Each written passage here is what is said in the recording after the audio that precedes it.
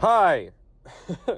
I'm every other white guy. I've done this voiceover like 10 fucking times. Dude. It's driving me crazy. I want to get it perfect, but it's just never perfect. And now I almost want to do it again because I'm just talking about whatever. Okay, so I first found out about Inflatable Whale Man on Twitter, and that led me to his Instagram where I saw all of his videos, and I was immediately intrigued by the guy. I look forward to when he posts. There's something about him that I just couldn't understand, and it wasn't like, oh man, this guy's so weird, what's up with him? It wasn't like that. I really just wanted to figure out what would drive a man to do that. And what I figured out is that he literally is just doing whatever makes him feel happy. And that is so awesome. And I was genuinely inspired by the guy because everyone goes through life with like some insecurities and they don't know what to do. They're like afraid to be, now I want to do it again. They're afraid to be themselves, but he is just doing it. And it's so fucking cool. So I hope you enjoy the interview. I'm genuinely in love with this guy. I talked to him for like 20 minutes and couldn't get him out of my head for like days. And I would just ramble at my girlfriend about how cool he was. But yeah, he's great. There's a big bus next to me and people in the bus are looking at me. So I hope you enjoy it. Bye. I'm not very good at meeting people, Dan. I'm sorry. I'm kind of nervous, but all All right. right. So we'll start. How old are you? 41. Great. What would you describe what you're into as? Uh, Fetish. A fetish? So I would say it is a like a materials fetish, sensation fetish. Really, kind of a lot of different fetishes. You can kind of also classify it as like sensory deprivation, breath play, Oh, okay. bondage, lots of different things. But I initially, when I first kind of got into it when I was very young, it was mostly just a materials kind of thing and the way the material felt. Yeah, that was my next question. How did it start? Like, what was like the thing that got you? The spider bite into the fetish. It was probably when I was about 5 years old, Okay. and I think it started with a vinyl raincoat that I had, and I believe, if I remember it right, it's been quite a while. This was in like the mid '80s, but think I had the uh, would sometimes go outside naked when I was pretty young, and my mom would yell at me, go put some clothes on. And I think one time I was like, all right, well, I'll show her, and I just put on a raincoat and went outside. And I think that's where it started. I think I was like, ooh, wow, this is interesting feeling. And when I look back at it, actually, in talking to other people, it's fairly common because like rubber and plastic and things like that are very similar to like human skin. Mhm. And so when you feel like the sensation of human skin around your bits, it's just sort of like an automatic reaction. And I think that's kind of how it started. And then I think shortly after that, I discovered plastic pants like you'd wear over diapers that were Uh-huh. from some of my baby clothes. And I came across those and I was like, oh shit. All right. Yeah, yeah, yeah. So Yeah. tried those on, and yeah, it just kind of went from there. And then we had a pool, and we had a whale pool toy. And I Right. remember thinking, back in the mid '80s, like, man, that'd be so cool to be able to be inside that thing. And it was kind of a I don't know if you've seen. I had a video that actually went viral on YouTube back in like 2006. It was Oh, called okay. you. Oh, wow. If you look up Whale Man 2,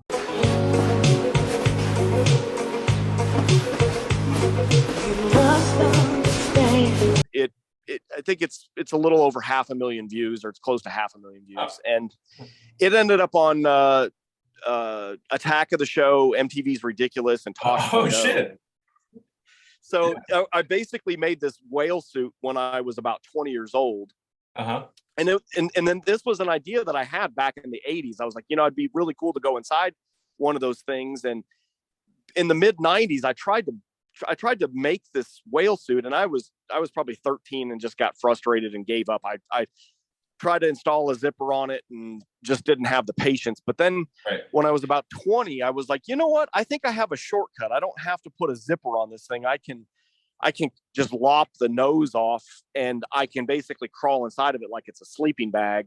And yeah, I ended up making it. And when I built this thing, I got inside of it and I was like, man, this is so cool. And I was like, wait a minute, I this would make a pretty funny video. And this was even before YouTube. This was like 2002. right. And so I set up my camera at the time. I mean, this is like Sony Digital 8 camcorder, you know, it was before all the stuff we have nowadays. And I think I had some music playing, and Tina Turner's "What's Love Got to Do with It" just came on, totally unplanned, and I started dancing to that, and it just turned out to be, you know, pretty hilarious. And that's what is on the video that went viral. Oh, nice. So you don't mind if people laugh, basically?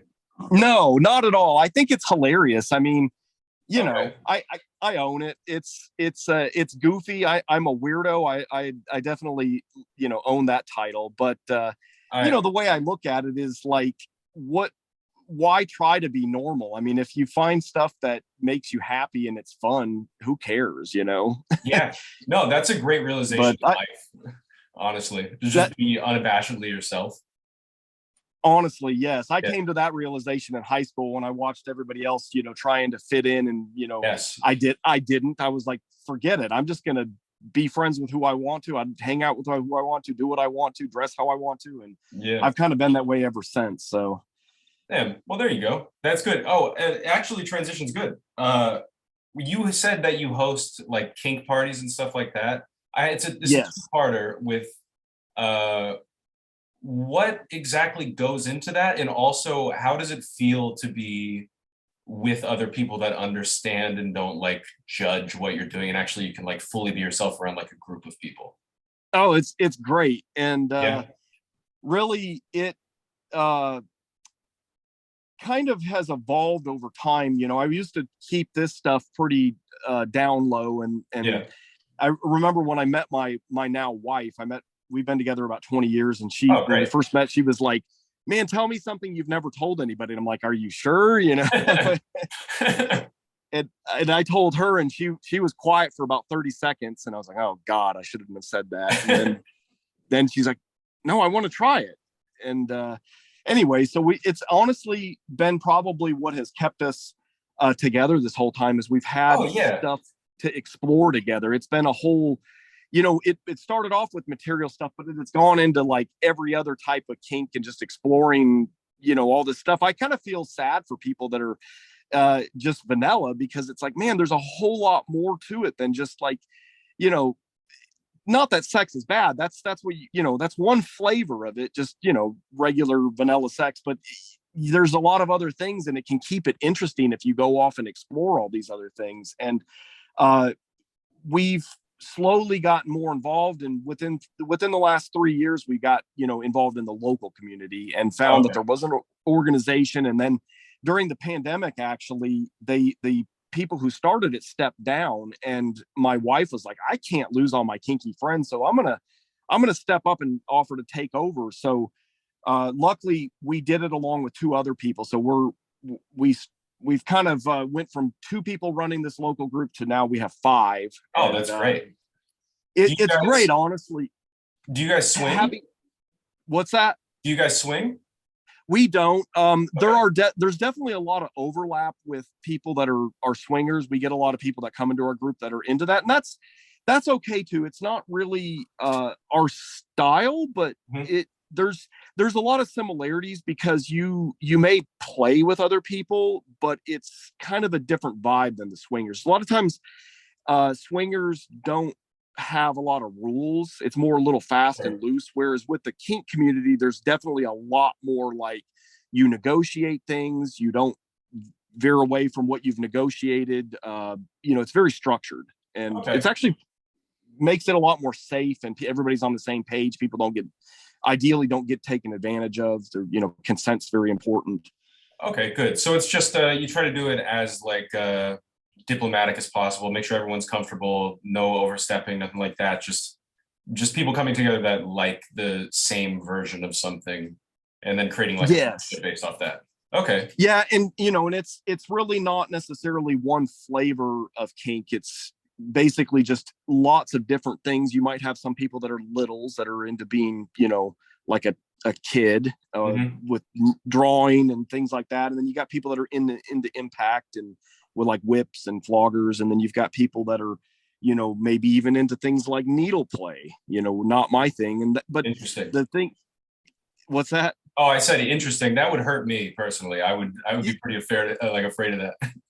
Yeah, same here. Same Yeah. here. And that's the thing though. It's like not all these things will be your thing, but it's, you know, an accepting group. So you can't really shame one person for something because, you know, you're going to have something that's probably weird to other people in the group. And it's just Right. a matter of accepting people for what they like and, you know, just saying, well, that doesn't have to be my thing, but that's okay. Now, this is actually another, you're the best. You're helping me hit all my questions. Is there Awesome. is there a kink that you like find repulsive by any means? Or is it like, I kind of understand where you're coming from. I understand like the feeling of a kink. So like, I get it. Yeah, I would say, I mean, you can even classify things like pedophilia or zoophilia. Oh, yeah. But those are things that the mainstream, you know, kink BDSM groups don't allow. You know, that's not cool. It's when it goes into like immoral, it seems bad. Yeah, you get into, and really what it boils down to is that, like, you know, kids and animals can't consent, and that's right. A thing that is so important to the community is consent. So like if you can't consent, then that sort of goes against everything. So but beyond that, I would say, like, for me personally, like probably like scat play and rainbow play, you know, which is dealing with like shit and vomit and stuff like that. Oh yeah, no, I'm with you on that. I'm not gonna lie, I kind of do get down to some pee stuff. I'm not against it. Yeah, it's interesting. Yeah, same here. In fact, haven't experimented with pee, but that's something I would say is, you know, a soft limit instead of a hard limit. That's something like, depending on the circumstances, I would probably try it. Yeah, I've tried it in my time. I don't mind it. I kind of noticed that I do have to be drunk to do it though. It's a hard sober thing for me to do, but I don't mind it. Oh, this is a silly question. You ready? Yeah. You choosing Coke or Pepsi?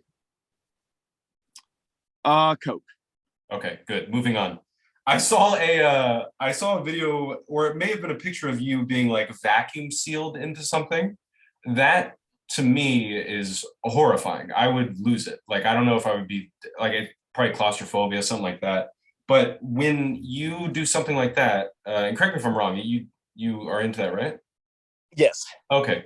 When you do something like that, does the feeling that you feel at the beginning, is it similar to fear, or is it similar to just like feeling hugged and held? Hugged. Okay, cool. That's where we differ there, because I would just immediately start fear. I think it probably, and one thing that might make a big difference is if it's so this thing's called a vacuum bed, and if it's one that your head sticks out of, talking to other people that do kind of have that same fear of like claustrophobia, if your head's sticking out of it, usually it's not quite as much of a problem. Some people don't have a problem at all as long as their head's not covered. Okay. But yeah, I mean, for sure, there's definitely a lot of people that don't like the vacuum beds, and also don't like the idea of the inflatables too, for the same reason, just because like it's a feeling of being trapped. But I don't know, like, it's definitely a mental thing, because my wife was very much like, she did not want to have anything over her face when we first kind of got into this stuff, and she's slowly getting a little more comfortable with that. So it's just something that you have to like kind of gain the trust of it. But even for me, like, I'm not claustrophobic, but when I first started trying to cover my head with some of these suits, I had to, since I built it, I kind of had a little more trust in it. I had to do some tests to kind of feel a little more comfortable with, like, I would say it's very much like scuba diving. Like, you have to sort of get kind of intimate with your breathing equipment and know that you can trust it and that you can rely on it. And if it fails, what can you do? And once you get past all that, and you know that, well, it's probably not going to fail, and if it does, I have a plan B, then you can relax, like you can know that you're not going to die, and it really that helps a lot. Yeah. No, okay. All right. So I saw you wearing like some version of latex underwear or something like that. Like I'm not exactly sure the pool material. I guess it would be latex, no? Latex or PVC. I'm into both. So Got you. yeah, it's one or the other. Do you typically go throughout your day like wearing some version of that, or is it just like a treat for you? It's a treat. I have tried just for fun to see like, what it's like wearing it every day under my like work clothes. And it can be fun, but honestly, like I like it a little better if I mix it up and I don't do it, and then I'll do it as like a treat on like a Friday or something like that, or just kind of randomly. Oh, good. Do they? Oh, this I actually legitimately wrote this down. Do they make latex or PVC socks? Yes, they do. Okay, what are those like?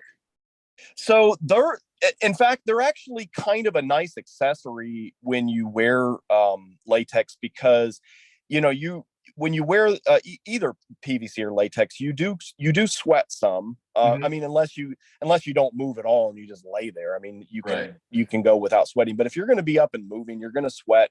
But the nice thing is with both materials, especially with latexes, they do transfer heat fairly well, especially if it's a tight fitting garment. You'll sweat just enough to kind of create a thin layer of moisture between your skin and the material. And once that's there, it actually transfers heat away from your body real well. So you initially kind of get a little wet under there, but then you kind of cool off because it starts conducting heat away. But you do kind of drip out the bottom, and you can either wear like sweatbands around your ankles and wrists and stuff, or you can wear socks and then tuck the pants into the socks, so that basically if you do drip, it goes into the sock, which is kind of like you end up with like liquid in your sock, but it's better than getting all in your shoe. So now they actually have, on the latex variety, they have toe socks that they even make where they actually have like individual little partitions for each of your toes. I haven't tried any of them, but they seem like they'd be fun. Damn, yeah, that's really interesting that the community is so passionate about something that they make something so specific. I really like that. That's nice. Yeah. So, the molded varieties are better.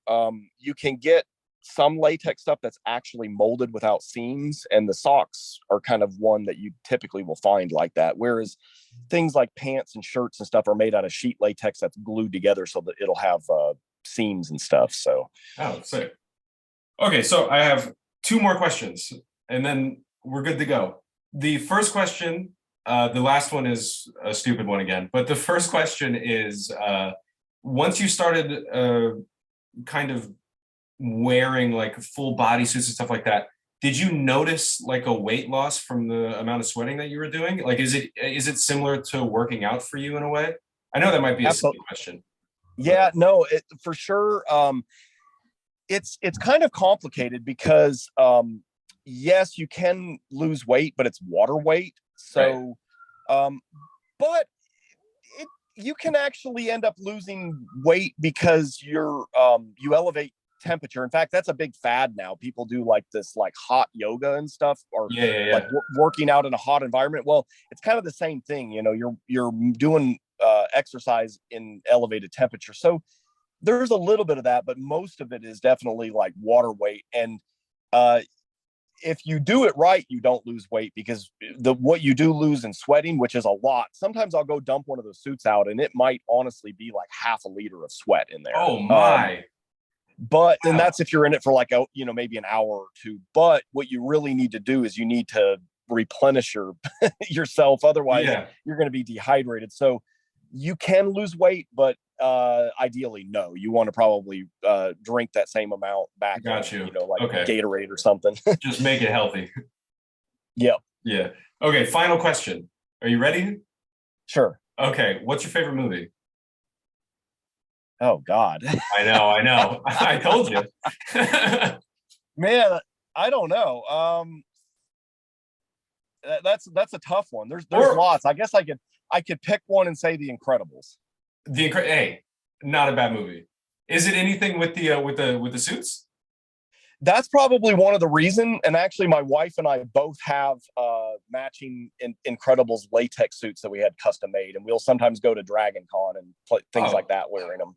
That's so cute. Like, I'm so glad you're happy, man. That's great. That's awesome. Well, thank you. Go ahead. It's been a fun journey. In fact, I'm pretty happy with, you know, my life, the way it has kind of turned out, in that I've taken something that used to be a point of contention with my family. I used to be shamed for, you know, if they found plastic in my room or something like that. And then now it's something that in fact, the reason why I do a lot of the videos and why I'm kind of an exhibitionist is because now it's like I can do this and people actually like seeing me make these videos. It's sort of empowering. And in fact, just a few weeks ago, my mom, who used to shame me for this, loaned me about 80 grand to go buy out a kinky business that we were their biggest customer. We would buy stuff. We would buy some of this PVC clothing from them to turn it into inflatables for my little Etsy store that I have. And they were retiring. They're like, hey, you know, we love what you do and we think you'd continue this business. Do you want to buy us out? So we did. We flew to California and drove it all back to Alabama. Oh, that's beautiful, man. Like, yeah, I don't even know you well, but I'm happy for you, man. It's like, it's beautiful to get to a point where you can just be fully yourself and not have to worry about anything else. And that's kind of like what everyone strives for in general. So the fact that you like found it is a beautiful thing. So do what makes you happy. Don't care what others think. Yep. That's the moral, man. Well, hey, pleasure talking to you.